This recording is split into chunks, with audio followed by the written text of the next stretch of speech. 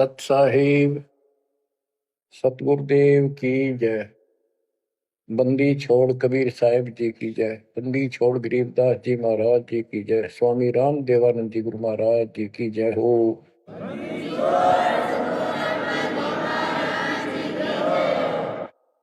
सर्व संतों की जय, सर्व भक्तों की जय, धर्मी पुरुषों की जय। श्री काशी धाम की जय, श्री सुडानी धाम की जय, श्री क्रोथा धाम की जय, श्री बरवाड़ा धाम की जय। सत साहिब परम पिता परमात्मा कबीर परमेश्वर जी की असीम रजा से बच्चों हमें अपने घर का ज्ञान हुआ। काल के लोक की पीड़ा कितनी भयंकर है, इससे डर बना इसका ज्ञान होने से। और सतलोक के सुख की चाह बनी आपको ये सच्चा मार्ग, सच्चा ज्ञान, सच्चा भगवान और सच्ची भक्ति पूर्ण सतगुरु प्राप्त है।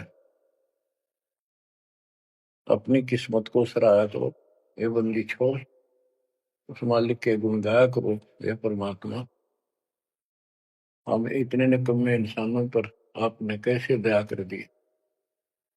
हम कैसा जुल्म करके आपको छोड़कर इस गंदे लोक में आए। आप कितने दयालु हो। गरीबदास जी कहते सतगुरु आए दया करी, इस गंदे लोक में झांके भी कोई नहीं ऊपर जाने के बाद।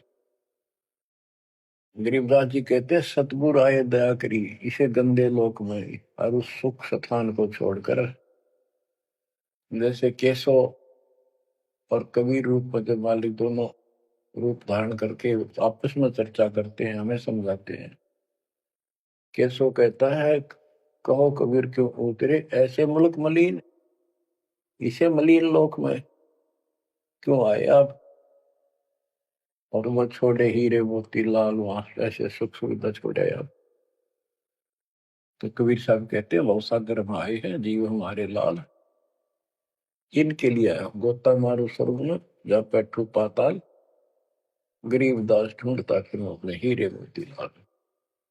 देखो सतगुरु आए दया करी ऐसे दीन दयाल, बंदी छोड़ वृत्तास का उसका गुण है। बंदी छोड़ काल के लोक से छुड़वाने वाले और जक्ष अग्नि प्रतपाल, हमारा पालन पोषण धारण पोषण करने वाले वही हैं। बच्चों आपको इतना ज्ञान सुना दिया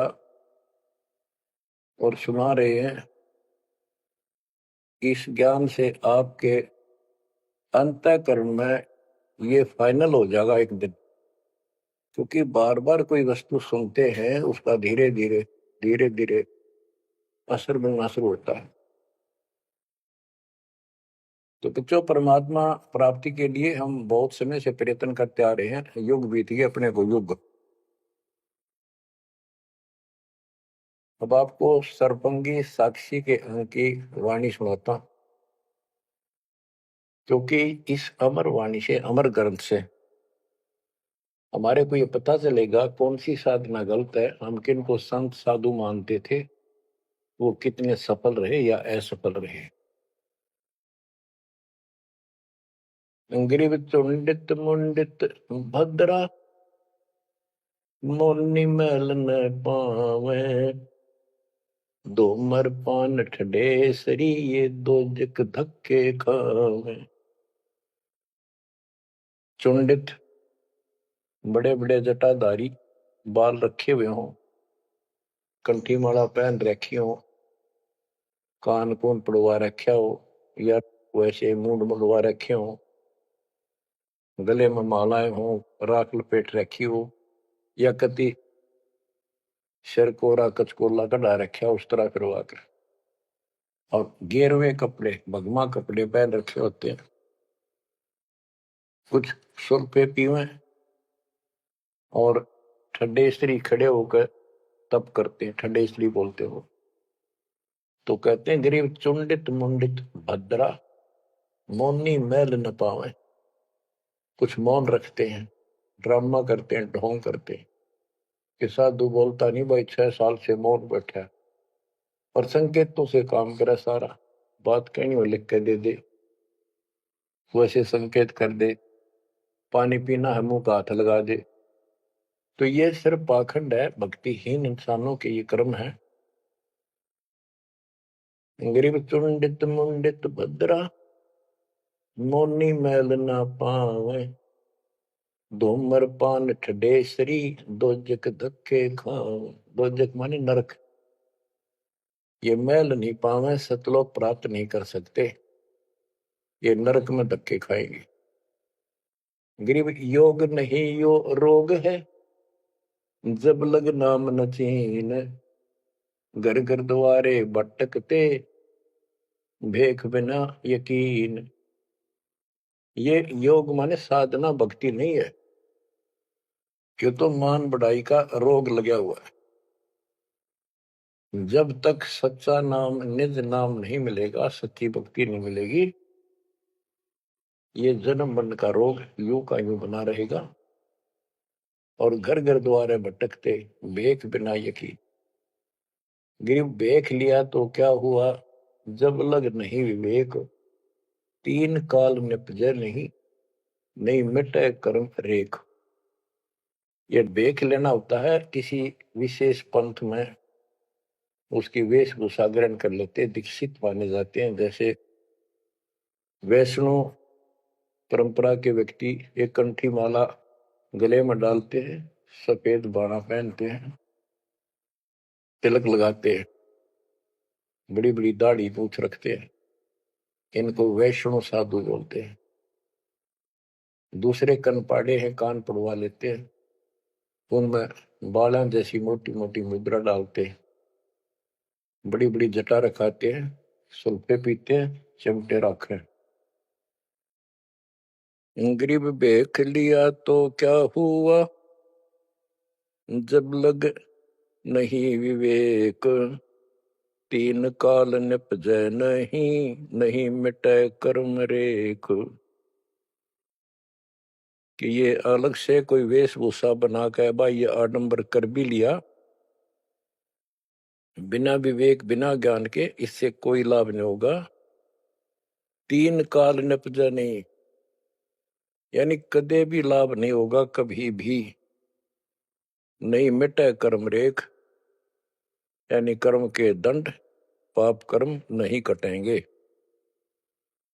गरीब अधः कपाली तपत है, तल सिर ऊपर पैर, दम का खोज न जाने ही, क्या देही सो बैर। क्या बताते हैं कि कोई ऊपर न पैर और नीचे सिर करके तपता है, कोई किसी प्रकार से कठिन साधना करता है, कि तुम श्वास के सिमरण का, दम का खोज न जाने ही, क्या देही सो बैर। आप ठीक से भक्ति नहीं जानते, जो श्वास का सिमरण है उसका ज्ञान तुम्हें नहीं है, फिर इस शरीर के साथ क्यों दुश्मनी कर रखी है, इसकी दुरुक्ति कर रखी, इसको इतना कष्ट दे रहे हो। गरीब यादे ही सोंगी नहीं, महंगी रत्नो मोल, जय जाने तो राम जप, नहीं कुल कपाट न खोल। या देही, मनुष्य शरीर इतना सस्ता नहीं है, युगों युगों अच्छे पुण्यों के कारण, धर्म भक्ति करने के कारण मानव शरीर प्राप्त होता है, ये बहुत कीमती है। इसको ऐसे बकवादों मत को, पर तो साधना नहीं करते, करते हैं तो ये शास्त्र विरुद्ध करते हो, ये सब गलत बताइए। गिरिव पर्वत डूंगर क्यों चढ़ो, बस्ती जो न गाम, बन बस्ती में एक सा, जाके हृदय राम। पर्वत डूंगर क्यों चढ़ो, कहीं जाने की आवश्यकता नहीं है, परमात्मा की सच्ची भक्ति अपने घर पे करो, कहीं भी करो, वो सच्ची भक्ति होनी चाहिए। ग्रीव सत्पुरुष निर्गुण कला, सरगुण कल्प विनोद, ओहम सोहम से भिन्न अक्षर को सोद। परमात्मा कबीर जी की भक्ति करो। और ओम सोहम तो आपको बता ही रखा है, इससे भी अलग एक मंत्र है, उस मंत्र को विशेष ध्यान से जाप करो। गिरि बिना साड साडू नहीं, सुनो सियानी लोए, सारा बरस बादुआ कारज सिद्ध ने होए। जैसे समय पर बारिश होती है तो उससे फसल अच्छी होती है, बगैर किसी समय के बारिश होती है तो उससे कोई लाभ नहीं होता। गरीब साध नदी और मेघ जल, कहीं कहीं है मौज, निंदत पापी मारिये, जिन घर दौड़े फौज। गरीब दैत दल दरमल, असुर दल आसगे, मंडी मसाणों निसंग फिरे, जीव जब लग जोखिम नहीं, मरा जब निसंक मरे। यानी सच्ची भक्ति, परमात्मा कबीर जी की सत साधना पूरे सतगुरु से लेकर जो साधना करता है भक्त भक्तमती बच्चे, वो कहते हैं मंडी मसाणों, शमशान घाटों पर मंडियों पर जो लोग जहाँ पूजा बकवाद करते हैं और राक्षसों के झुंड ये भूत प्रेत घूमते फिरते हैं, कि इनमें की निसंग फिरो, निर्भय होकर घूमो, जीव जब लग जोखिम नहीं, और मरो जब निसंक मरो, कि परवाह ना करना। गरीबदास जी कहते हैं परमात्मा कबीर जी तेरे सक्षम है, अपने भगत को इतने जीवन रहेगा, इतने कोई टेंशन नहीं होने देंगे, कोई दिक्कत नहीं आने देंगे। मरा जब निर्भय होकर शरीर छोड़ देना, आपके लिए विमान तैयार मिलेगा, टेंशन ना लेना। गरीब चंद्र सूर्य की आयु लग, जे जीव का रहे शरीर, सतगुर से भेटा नहीं तो अंत कीर का कीर। चंद्र और सूर्य, चांद और सूरज की आयु लग, यदि जीव का शरीर रहे और सच्ची भक्ति पूरे सतगुरु से प्राप्त नहीं हुई, तो कितनी साधना करता दिखता, अंत में कीड़ा मकोड़ा, कीड़ का कीड़ा।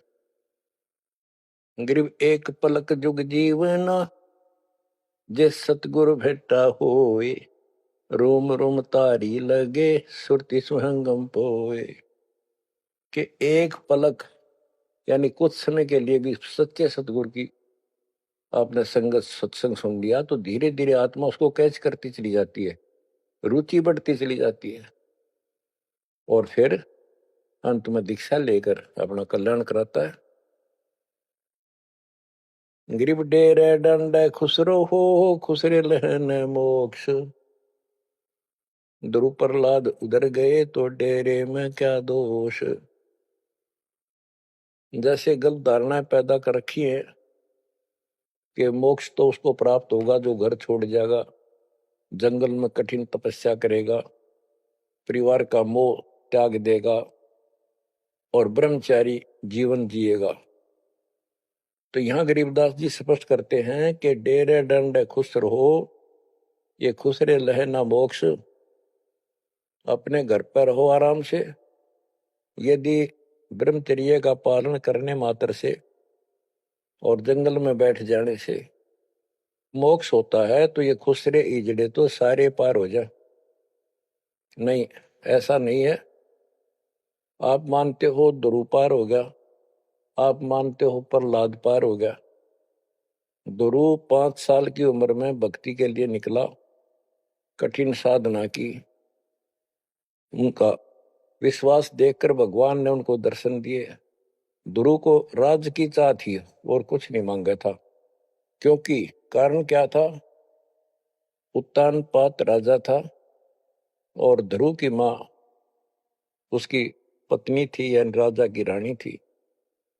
उसको कोई संतान नहीं हुई, वृद्धावस्था हो गई थी, आधे से ज्यादा उम्र हो गई थी।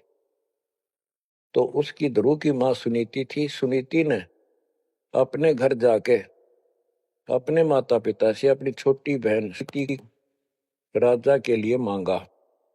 कारण ये था कि एक दिन नारद जी आए, नारद जी ने बताया उस सुनीति को, ध्रुव की माँ को, कि राजा दूसरी शादी करे, उसके बाद आपको पुत्र पहले होगा, उसको बाद में होगा। वैसे संतान नहीं होगी, यह संयोग है। रानी ने राजा को मनाया, अपने घर वालों से रिक्वेस्ट करी। आखिर में उस लड़की छोटी बहन को राजा के शादी करवा दी। अब सुरीति ने ये ईर्ष्या होगी कि मेरी बहन ने मेरा जीवन बर्बाद कर दिया, एक बूढ़े का ब्याह करवा दिया मेरा। मैं किसी राजा के शादी होती, स्वतंत्र रहती। जब विवाह करके राजा लेके आ रहा था अपनी सुरीति सेकंड पत्नी को, राज की सीमा पे जाके रथ रुकवा लिया और बोली वो सुरीति, मेरी कंडीशन है, ये मानोगे तो मैं आगे कदम रखूंगी, नहीं मैं तेरे साथ नहीं जाऊंगी। राजा ने पूछा क्या बात है? कि जो मेरी बहन है उसको निकाला दे दे, उसको अलग रखेगा, उसको खाने का भी माप तोल के देना होगा, दुहागन करेगा। इसमें काफी कंडीशन होती, दुहागन के लिए अलग से मकान बनाया जाएगा। राजा ने मान लिया। और दूसरे ये होगा कि जो मेरा पुत्र होगा उसको राज मिले, मेरी बहन के पुत्र को राज न मिले। इस तरह की शर्त सारी राजा ने मान ली। आगे फिर पहले ध्रुव हुआ। ध्रुव जब उत्पन्न हुआ उस समय माँ वैराग्य में थी, घर से अलग दूसरी जगह रखा हुआ था। और ये बहुत लंबी कहानी है, इतना यहाँ नहीं बता पाऊंगा। तो उत्तम को राज दे दिया, ध्रुव को धिक्कार दिया, भगा दिया उसकी माँ ने। तो ये लंबी कहानी है, यहाँ इतना समय नहीं मैं आपको बता पाऊंगा। तो ध्रुव परमात्मा से राज लेने के लिए माँ से पूछा ध्रुव ने, माँ उत्तम को राज किसने दिया? बेटा भगवान देता है, परमात्मा ने दिया, उसके भाग में लिख दिया, तेरे भाग में नहीं है। तो ध्रुव बोला मैं भगवान से राज लूंगा। यूं कहकर छोड़ कर चल पड़ा। 6 महीने तक एक पैर पे खड़ा होकर या जैसे भी तपस्या खूब की, जाप किया। पिछले संस्कार से होता ही है, वैसे तब तो दुनिया करती है। पिछले युगों का बहुत संस्कार भक्ति करते करते आए हुए थे और वो काफी संग्रहित थी, उसके प्रतिफल में मालिक ने उनको ऐसा कुछ कर दिया। परमात्मा प्रकट हुए, बोले भाई क्या मांगता है बोलो। मुझे राज चाहिए भगवान, मुझे राज दो। ठीक है, राज दे दिया कि पहले तो यहाँ कर, फिर तुझे ऊपर अलग से नगरी बना के दूंगा द्वीप। ध्रुव वापस आ गया। उधर से ये दोनों बड़े हो गए, उत्तम भी और ध्रुव भी। उत्तम का विवाह भी हो गया, ध्रुव का विवाह भी हो गया। उत्तम मारा गया एक राजा से युद्ध होने से, तो राज भी ध्रुव को मिल गया और उत्तम वाली जो पत्नी थी वो भी ध्रुव के साथ लगाई गई। तो कहने का भाव ये है, बकवाद नहीं चले। व्यभिचार परमात्मा को कति पसंद नहीं, पर शादी विवाह कभी मना नहीं किया। ब्रह्मा विष्णु महेश तीनों शादीशुदा, और इनके उपासक को ब्रह्मचारी रहना चाहिए। अच्छी बात है, बकवाद नहीं करनी चाहिए, लेकिन ये एक गलत धारणा बनाना अच्छी बात नहीं। गरीब डेरे दंड खुश रहो, खुश रहे ना मोक्ष, ध्रुव प्रहलाद उधर गए, तो डेरे में क्या दोष। जैसे ध्रुव ने शादी कराई, ध्रुव की भी संतान हुई, और आपके तो ये पार हुआ, तो ये डेरे में था, घर में था, गृहस्थी में था, तो भी पार हुआ। कितना पार हुआ? वो पार होना अलग अलग स्टेजेस है। एक तो स्वर्ग तक पहुंच गया, पार हो गया। ये स्वर्ग तक पहुंचने को पार मानते थे। और प्रहलाद प्रहलाद भगत की 10 साल की उम्र में परमात्मा मिले, नरसिंह रूप धारण करके उसकी रक्षा की। उसके बाप राक्षस को मारा, प्रहलाद को राज्य दिया और शादी कराई प्रहलाद ने बड़ा होकर के। उसके एक पुत्र हुआ बैलोचन, और बैलोचन का पुत्र हुआ राजा बलि। यानी प्रहलाद का पोता राजा बलि था, जिसने 100 अश्वमेघ यज्ञ की थी, और भगवान बावना रूप धारण करके उसकी सोमी यज्ञ को खंड कराने के लिए गए थे।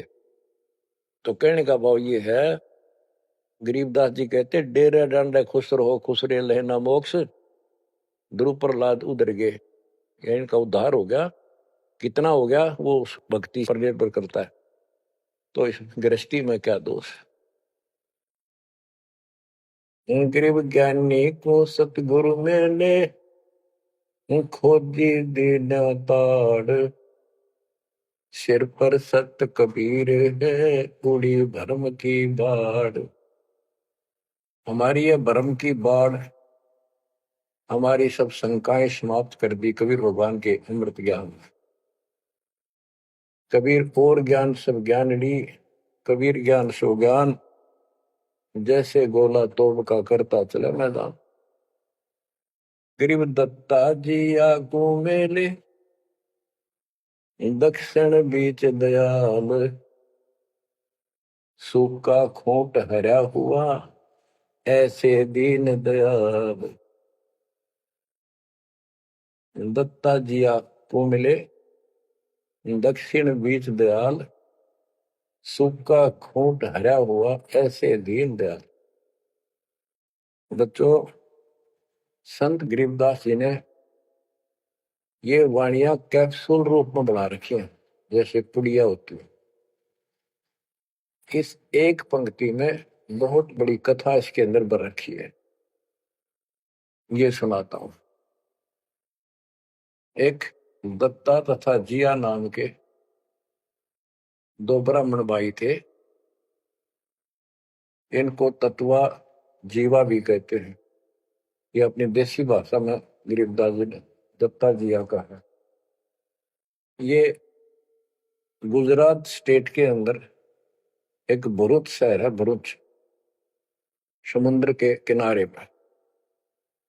और उससे 12 किलोमीटर दूर एक मंगलेश्वर गांव है। हम खुद देख कर आए थे उसको, उस स्थान को।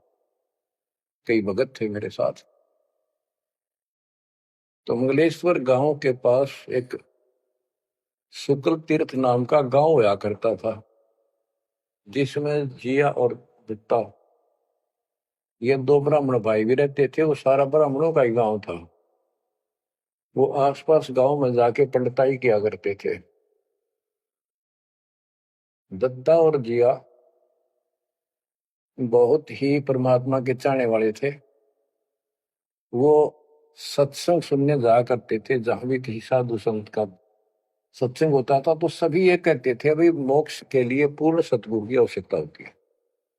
गुरु बिन मोक्ष नहीं होगा, गुरु बिन सच्चा ज्ञान भी नहीं होगा। जहां भी जाते थे वो मंडलेश्वर प्रवक्ता एक ही बात बताते थे। तो जीवा और दत्तवा ने दोनों भाइयों ने विचार किया कि भाई जहां भी हम सत्संग जिसका सुनते हैं वही हमें तो बहुत पूर्ण गुरु लगे। जिसके विचार सुनते हैं वो उससे भी अच्छा लगता है। और पूरे गुरु बिना बात नहीं बने, मोक्ष नहीं हो। ये तो असंग जन्म हमने जन्मते और मरत्या को होगे। जैसे परमात्मा कबीर जी क्या करते हैं, किसी भी रूप में आकर, और कहीं जैसे मेले मेले भरा करते तीर्थ यात्रों पर, वहां चले जाते थे। वहां खड़े होकर शब्द सुनाने लग जाते और 10 20 50 व्यक्ति भगवान के चाहने वाले उनकी बातें सुना करते थे। तो जीवा और दत्ता को किसी स्थान पर परमात्मा उन्हीं के लिए जाते हैं क्योंकि वो भटक रहे भगवान की। ये बातें बताई कि पूर्ण सतगुरु हो, सच्चा ज्ञान हो, और तब मालिक का राह मिलेगा, मोक्ष मिलेगा। असंग जन्म पर मत हो गए, कुछ नहीं हाथ लगा रहे, इस तरह की जबरदस्त बातें बताई। तो उनसे वो प्रेरित हुए। उनको नहीं पता था ये कौन है। उन्हें तो एक भगत माना, गीत गा शब्द शब्द सुनाने वाला। फिर वो साधु संतों की तलाश में चल पड़े। जहां भी जावे एक से एक बड़ी लतीफेदार प्रवचन करे, बड़ी बड़ी कथा सुनाए, संस्कृत की भाषा में जबरदस्त प्रवचन करे। आखिर में सोचा भी एक हम कैसे निर्णय करें, यो संत पूरा हरियुग नहीं, हम किसी को पूरा संत मानकर उसके आश्रित हो जावा, अंत में उस पता चले उस पूरा नहीं, मनुष्य जीवन तक गया ही, ये बार बार नहीं मिलेगा। आखिर में उन्होंने एक फैसला कर लिया कि हम एक बड़ के पेड़ की सूखी टहनी लगाएंगे, गमला बना कर धरती में गड्ढा खोद कर जैसे पौधा लगाकर, और जिस संत के चरणामृत से ये हरी होगी हम उसको गुरु बनाएंगे। उन्होंने सब मंडलेश्वरों जहां भी कोई चर्चित संत वहां गए, बेचारे दुख सुख पाकर पैदल चल लगे, उनके चरण धोए, महाराज चरणामृत देते, कौन मना करे चरणामृत को, लावे और डाल, कोई कुछ नहीं हुआ। क्योंकि आखिर में उन्होंने कहा है परमात्मा धरती पे संत नहीं है, और संत नहीं है तो हमारा मोक्ष नहीं, इसलिए हे परमात्मा हमारा को मानुष जीवन शेष बचा है, इसको खत्म कर दो, हम दोनों को मार दो, कभी पृथ्वी पर संत हो तब जन्म देना। यूं कहकर खूब फूट फूट कर रोने लगे। काफी देर रोज ही टेंशन में रहने लग गए, खाना पीना लगभग छूट गया। कैसे तो मर जाना अच्छा है, ये तो पशु जैसा जीवन बहुत बार जी लिए। तो कबीर साहब डर रहे हमको सुना गए थे, कहीं कहीं इकट्ठे होकर खड़े हो जाते थे, जाते थे, भटकते थे, वहां मालिक भी किसी न किसी रूप में चले जाते थे, उनके यह प्रेरणा भर दी थी। बाकी ये मंडले सुना के बस में यह भी ना थे कि इसी प्रेरणा भर दे, इतना वैराग डाल दे। एक दिन परमात्मा पहुंचे उस शुक्ल तीर्थ गांव में, गली में जा रहे थे तो दत्ता बाहर निकला और बोला, जीवा देख एक संत घूम रहा गली में, कहो तो बुला लो। जिया बोला रहे, संत इसे मंडलेश्वर देख लिए, कि सड़क छाप पर के पाओगे, क्यों जी दुखी करे और कई दिन रोना पड़ेगा, कुछ ना इनका पल्ला। दत्ता बोला, मेरा तीसरा दिल करे है, बुला लो लेक में।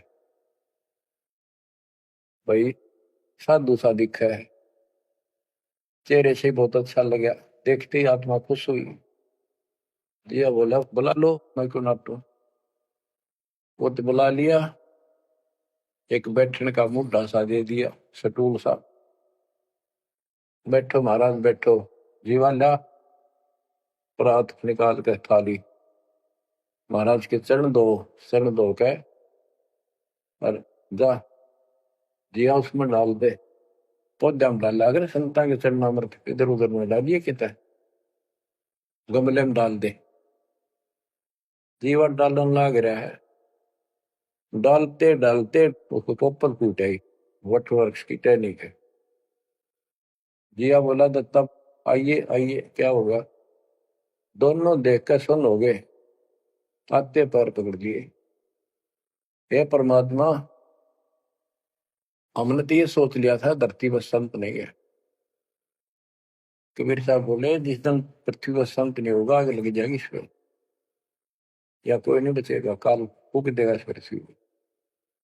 हे मालिक आप पहले क्यों ना आए, हम तो बहुत भटक लिए थे, हम तो सोच लिया था धरती में कोई संत नहीं, और हम तो मरा हो भूखे पैसे रह के, कति ना जीण के रहे थे ना मरण के। तो परमात्मा से काफी लिपट के सीने के लग के, कभी चरणों में गिर के और सो शुक्र बनाओ, हे परमात्मा पहले क्यों नहीं आए, हम तो हमारे लिए कति सारे घूम लिए मंडलेश्वरों के, किसी के पास कुछ नहीं पाया। परमात्मा बोले, बच्चों ये संत की पहचान नहीं थी जो तुम कर रहे थे, ये तो सिद्ध भी कर दे, थोड़ी बहुत चमत्कार जादूगर कर देते हैं, हथेड़ी में गेहूं हरे कर देते हैं, ये कोई पहचान थोड़ी तुमने ये क्या तरीका अपनाया था। संत की पहचान ज्ञान से होती है, समाधान से होती है। और मैं पहले भी आ सकता था, लेकिन आपका कति विश्वास नहीं रहा हो, मेरे में कति विश्वास नहीं बनना था, क्योंकि मैं तो आपका ऐसा लग रहा हूं जैसे आंधड़िया फिरनिया मांगड़िया खड़िया, और वो मंडलेश्वर जिसके हजारों बड़े बड़े सेठ साहूकार शिष्य, तुमने सोचो कि और भी कोई होगा जरूर इसने सड़क छापने के छोड़, उनके पास जाते, वहां कुछ मिलना था नहीं तो मेरे तो भी चले जाते। गुरु के प्रति नाम दीक्षा लेने के बाद स्वप्न में भी नहीं आना चाहिए आन कोई नकली संत। लेकिन कबीर साहब ये भी कहते हैं कि जब ल गुरु मिला नहीं साचा, तब ल गुरु करो 10 पाचा। पूरा गुरु ना मिला, इतने चाहे 100 छोड़ दो, 10 20 कितने छोड़ने पड़ो, त्याग दो। लेकिन मेरे प्रति तुम्हारी अविश्वास हो जाता तो मेरे से खत्म हो जाते आप। इसलिए मैं लास्ट में आया हूं, तुम्हारी सारी फड़क निकल ली। तुम कभी थक कर और छक कर बैठ चुके थे कि कोई कितना कुछ नहीं किसी के पास, ये सिद्धि भी कोई ना लिए पास, ये बनने इनकी फेल कर दी ना, कोई इनको चमत्कार भी कर दे उतारे लिए, इसलिए फेल करी कि ये पहचान संत की नहीं होती। लेकिन तुम मेरे पिछले संस्कारी थे, इसलिए मैं काल के मुंह में तुम्हें नहीं जाने दे सकता। एक भक्ति करो। अब उन्होंने सब वो बकवाद पूजाएं जो यजमान बना रखे थे वो छोड़ दिए। कोई किसी का झाड़े झूड़े लाना या किसी के मृत्यु पे जन्म होने पर किसी का नहीं जाना छोड़ दिया। सत साधना करने लगे, जमीन थी अपना खेती करें और परमात्मा की कृपा से बढ़िया गुजारा हो गया। ब्राह्मणों को इस बात की ईर्ष्या होगी कि इन्होंने तो धर्म बदल लिया और हमारी सब क्रियाएं छोड़ दी, कुल को जाति से निकाल दिया। फिर क्या होता है, चलो निकाल ले रो जाति तो कोई फर्क नहीं पड़ता, उन्हें तो अपना कमा के खाना था और भक्ति करनी थी, मोक्ष पाना था। एक का लड़का था, एक का लड़की थी, दोनों भैया जवान हुए। ब्राह्मणों को यहाँ शादी के लिए जावे, रिश्ते के लिए लड़की का सब मना कर दिए, तुम तो जाति से बहिष्कृत हो, हम तुम्हारी कन्या का वहां नहीं लेंगे, रिश्ता नहीं लेंगे। दोनों टेंशन में आ गए। कबीर साहब बोले ऐसे करो, तुम ये अफवाह फैला दो कि भाई जीवा का लड़का और दत्ता के लड़के की शादी कराएंगे उस दिन, और वो तो कोई हमारे बच्चा ने उठता नहीं, हमने तो आपस में ब्याह करना पड़ेगा इनका। ये सारा सुरसराट फैला दिया, पंडितों की पंचायत हुई। उन्होंने कहा भाई विचार किया कि ये तो निकम्मे होंगे सो होंगे, फिर बच्चों का क्या दोष है, बच्चा नाम ब्याह भाई ये तो जुल्म होगा, कति दिन भ्रष्ट हो जाएगा, पान भाई का ब्याह कदे हुआ करे रह, कति दुनिया थूकेगी हमारे गांव के गांव को। पंचायत होने के बाद 10 20 आदमी आए, नु बोले भाई सुन दो, यो कदम उठाओगे तुम, यह बेटी मारी है, बेटा हमारा है, हम इनका रिश्ता करें। दोनों का रिश्ता हो गया। परमात्मा बोले देखा बेटा मांग लेगी ना, फटकड़ी रंग भी आया तो खा हो गया, ब्याह भी हो गया, अब सारे काम हो गए, टेंशन ना लो। तो बच्चों मुश्किल से आसान करेगा आन के, एक केसो बंजारा उतरा जान के। तो कहते हैं ऐसे कोई दिक्कत आओगी तो मालिक 100 समाधान निकालेगा, पर निकालेगा तब जब आप उसके प्रति पूर्ण रूप से समर्पित हो जाओगे। गरीब आसन अचल कबीरे का, सबका सतगुरु एक, ब्रह्मंड 2100 समझ ले, या धूम में के सिरेख, कि 21 ब्रह्मांड को देख ले, ये धूमे के सिरेख यानी कति नासवान, बिल्कुल अस्थायी, इनका कोई अस्तित्व नहीं। अब साइंस ने ये सिद्ध कर दिया, साइंटिस्टों ने, खगोल भगोल के जानने वालों ने, पृथ्वी भी घूमती है, सारे लोग घूमते हैं, यहां तक भी सिद्ध हो गया कि सूर्य भी चला है, लेकिन पूरे ब्रह्मांड के साथ चलने से इसका पता नहीं लग रहा, ये घूमते हैं। कहने का भाव ये सारे ऐसे लटके हुए हैं जैसे पतंग। गरीबदास जी ने कहा सर्वलोक ऐसे है जैसे पतंग आकाश में लटके पड़े हैं। और जिस दिन भी इसका अंत होगा सारे एक दूसरे से टकरा टकरा कर आग लग जाएगी, या कोई ठीक ठिकाना नहीं है। और क्या बताते हैं परमात्मा? गरीबदास जी बता अपने भगवान के बारे में, गरीब आसन अचल कबीर का, सबका सतगुरु एक, ब्रह्मांड 2100 समझ ले या धूमे के सिरेख। 21 ब्रह्मांड सब नासवान धूमे के साथ धूल सी उठी है, नथिंग एल्स। तो इस शरीर में देखो अपने ना, ये कितना सुंदर लगा है, कितना अच्छा, कितना प्यारा। हरकत भी खूब, एक्सरसाइज इसमें करा, कुश्ती इसमें करा, छलांग इसमें लगा ला। यह मालिक की कृपा से सारा कुछ हो रहा है, उसने इसमें शक्ति दे रखी है। और जरा सी उग चुक हो जा, हाथ ना उठा आदमी का, अदरंग मार जब वो पहलवान। तो परमात्मा कहते हैं इस कच्चे शरीर में इतना मत भूल है, भगवान को ना भूल है। ये लोक अच्छा नहीं है, या कोई भी ठीक नहीं है, या जो दिखाई देता है सब नासवान है। गरीबदास कहते हैं दृष्टि प्लस फना है धर्म बर कैलाश, या कृत्रिमवादी झूठ है, बनावटी। ये सारा बनावटी है। सुरत समो श्वास, कृत्रिमबाजी, ये बनावटी लोग हैं सारे। जैसे करने नो दीदार में प्यारा है, एक शब्द है परमात्मा कबीर साहब का। उसमें बताया है कि आदि माया की नी चतुराई, और झूठी बाजी पिंड रचाई, ताका प्रतिबिंब डारा है। सतलोक की जो व्यवस्था ऐसी ही है, उसमें भी बहुत द्वीप है, और ऐसे ही मानव स्त्री पुरुष शरीर है, लेकिन वो अमर है, ये नासवान है। ये समझो मिट्टी के और वो सोने के।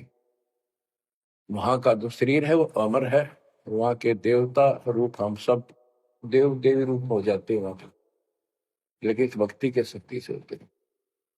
तो उसकी नकल कर रखे आप, टोटली नकल।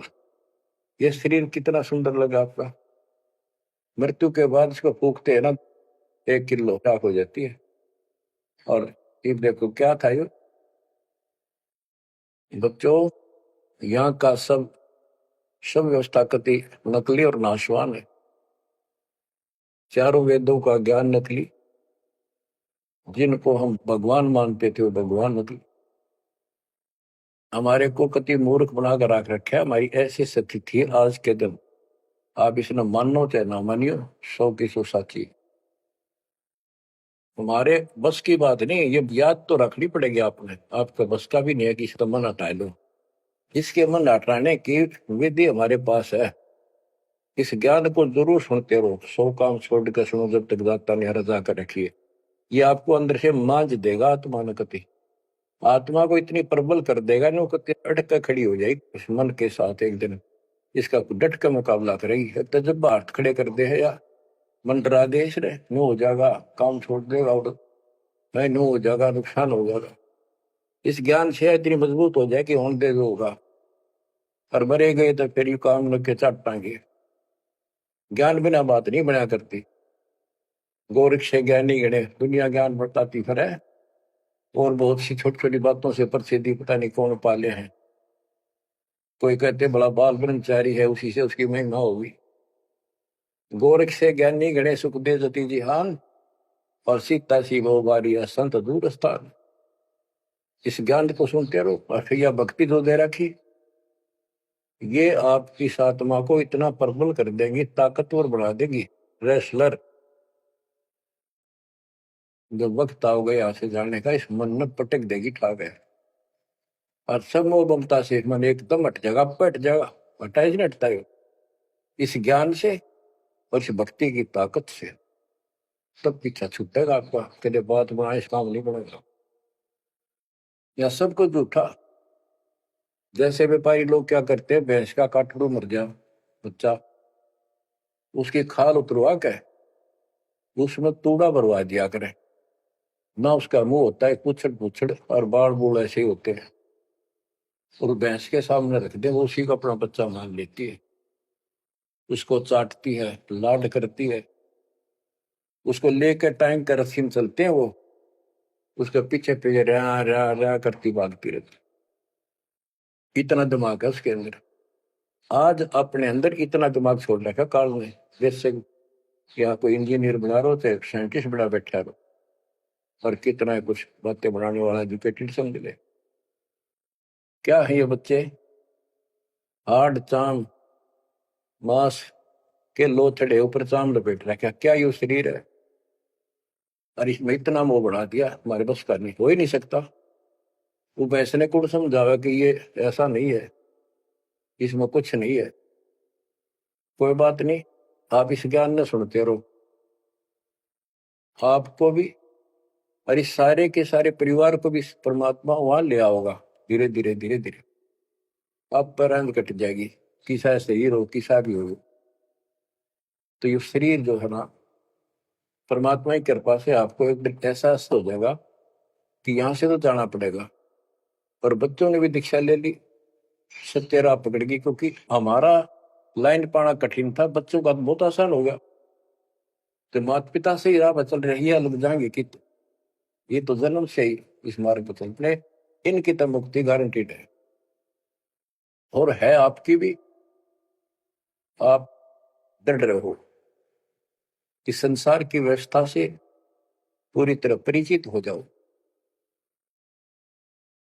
दृष्टि पड़े सो धोखारी, खंड पेंड ब्रह्मांड चलेंगे, फिर नहीं रसी लोकारे, फिर नहीं रसी लोकारे। गरीबदास जी जब ये वाणी लिखवाया करते, ऐसे बोल बोल के लिखवाया करते जैसे दास बोल रहे हैं। एक तो इसमें लिखने वाले को टाइम मिल जाता, और उनकी आंखों से आंसू निकलते थे, देखिए किसे बोर खुना रखे, आप पर काल में जन्म कर रखा है परमात्मा के बच्चों के साथ। दृष्टि पड़े सो धोखारी, खंड पेंड ब्रह्मांड चलेंगे, फिर नहीं रहसी लोकारे, फिर नहीं रहसी लोकारे। रजगुण ब्रह्मा तम गुण शंकर, सतगुण विष्णु कहावरी, चौथे पद का वेद नियारा, कोई बिरला साधु पावे। बच्चों कितना क्लियर ज्ञान, ये सूक्ष्म वेद है, वेद। जैसे मार्कंडे पुराण में आपको दिखाया, रजगुण ब्रह्मा, सतगुण विष्णु, तमगुण शिव, ये तीन प्रधान शक्ति हैं काल की, और यही तीन गुण हैं, यही तीन देवता है। कबीर साहब ने सूक्ष्म वेद में कहा है, गुण तीनों की भक्ति में भरम पड़ो संसार, कह कबीर निज नाम बना, कैसे उतरो पार। तीन गुणों का मतलब, तीन देव की जो करते भक्ति, उनके कबू ना हो मुक्ति। बता सिद्धि इस बात ने कोई कह को पर विश्वास करता अपने। अब तो इतने प्रमाण कर दिए ठाक है, गुंजाइश नहीं छोड़ी मन को कि यो बकवाद कर दे झूठ से, या आपकी किस्मत जोर करेगी कि आपने इसको ध्यान से सुन लिया, समझ में आ गया। रजगुण ब्रह्मा, सतगुण विष्णु, तम गुण शिव जी, स्पष्ट कर दिया गरीबदास। और चौथे पद का इनका पिता चौथा, इन अपने पिता का भी नहीं पता आज तक, क्या माया बुका दे है न, इसने उसको धमका रखा कि मेरा भेद नहीं दे देगी, या इसके वश पड़ेगी तो क्या करे बेचारी।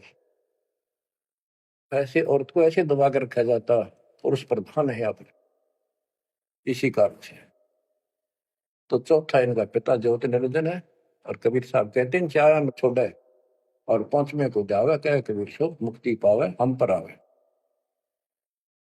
रग यजु है श्याम अथर्व, चारों वेद चतुर्भंगी रे, सूक्ष्म वेद वाच साहिब का, सोहन सा सतसंगी रे।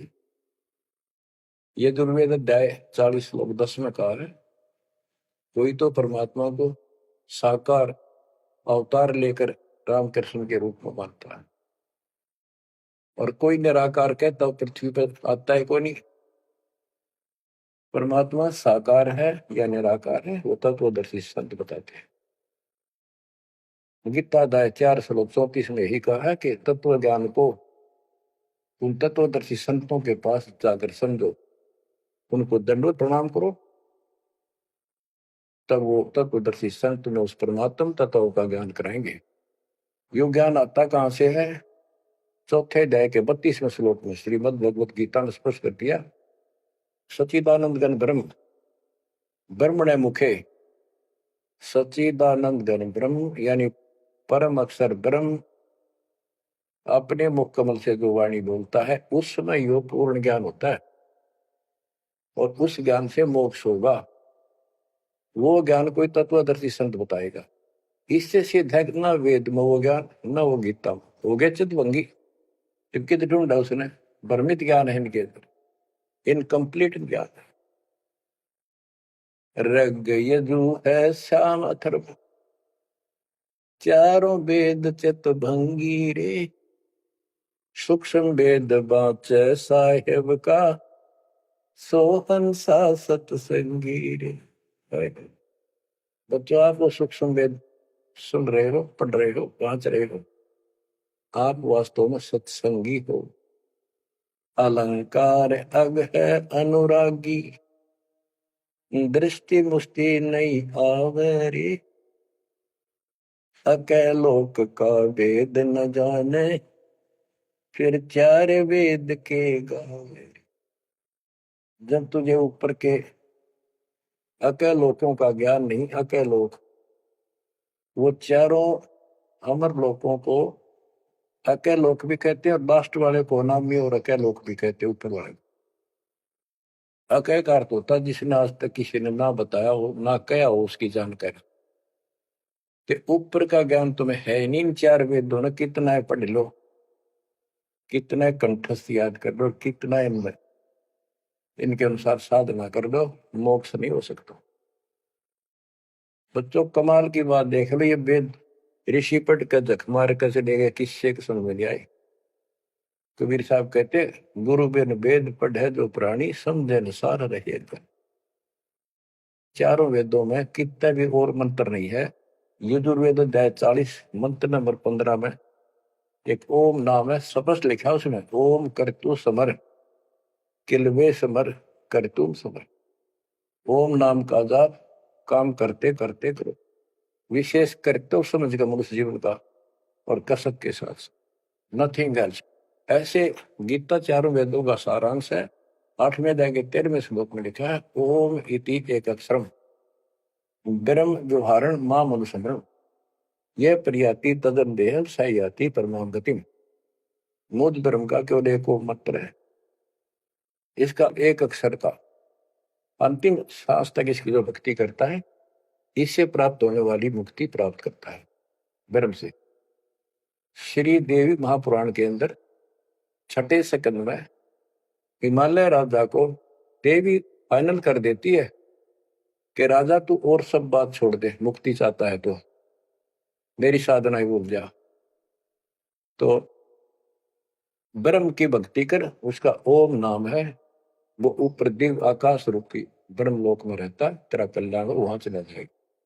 गीता अध्याय 8 श्लोक 16 में कहा कि ब्रह्म लोक में गए हुए पुनरावृत्ति में उनकी जन्म मृत्यु सदा रहेगी। अलंकार अग है अनुरागी, दृष्टि मुष्टि नहीं आवरे, अकैलोक का वेद न जाने, चार वेद के गावे।